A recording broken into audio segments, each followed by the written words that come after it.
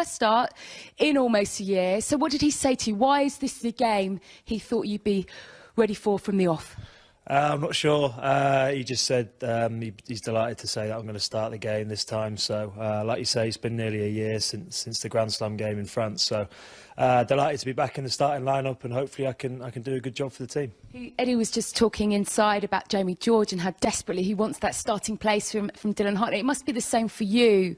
How do you keep yourself motivated? How do you keep pushing yourself when week after week after week that starting position normally goes to Ben Young? Don't rub it in. Yeah, it's one of those things. You know, Ben's played really well, so I'm old enough and experienced enough now to know that if someone's playing well, you can't expect to start. So it's up to me to push him as much as I can, and also, push the coaches to make a decision at some point. And delighted that it's this game. I get to play at home at Twickenham against Italy in the Six Nations. It's a huge game, and hopefully we can do well. And start or finish, you put it all out there on the park and see what happens. I know you're a big football fan, and in fact, even if you're not, there's really only one story that everybody seems to know about anyway, Claudio Ranieri.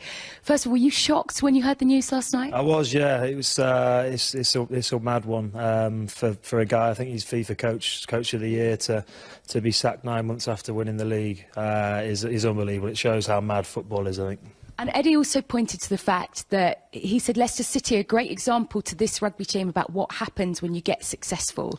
So what's he told you to learn off that example? Yeah, we've talked a little bit about Leicester, how they could have been, how they were so good last year, literally the best team in England, and this year it just doesn't seem to have clicked, whether that be them, being the number one team, everyone's shooting at them, they were used to being the underdogs or whatever. So I think maybe there's a lesson for them to learn, a lesson that other teams can learn, that success isn't forever, and you've got to keep developing and keep getting better. And it is sad to see Ranieri go, but they've got some great players there. I'm sure they'll bounce back. Talking of football and Premier League, you've had a few famous faces this week, haven't you?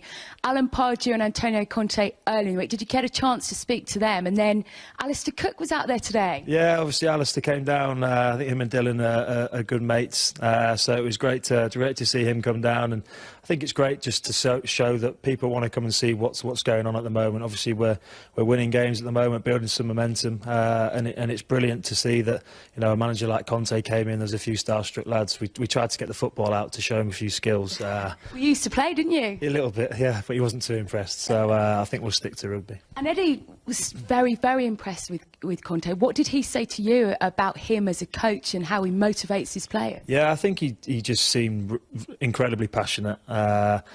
Works the guys very hard, but you can see the results that he's had there this year. Chelsea are walking away with the title at the moment, and everyone's following them. So he's obviously doing something right. I think him and Eddie at the moment are on similar pages. And just finally, I don't know if you had a chance to speak to Conor O'Shea over the last few weeks. Mike Catt, have you had much to do with them? What are you expecting from their side on Sunday? Because we know on days they can perform. They beat South Africa, didn't they, in the autumn? But they found it tough. Yeah, I texted Conor before the tournament just wishing him all the best, and he texted me back exactly the same. I haven't spoke to him yet this week, but it'd be great to see him. It'd be weird playing against a Conor O'Shea side, having been so used to playing with him. So, he's the most passionate guy. You're likely to meet him, one of the most positive people.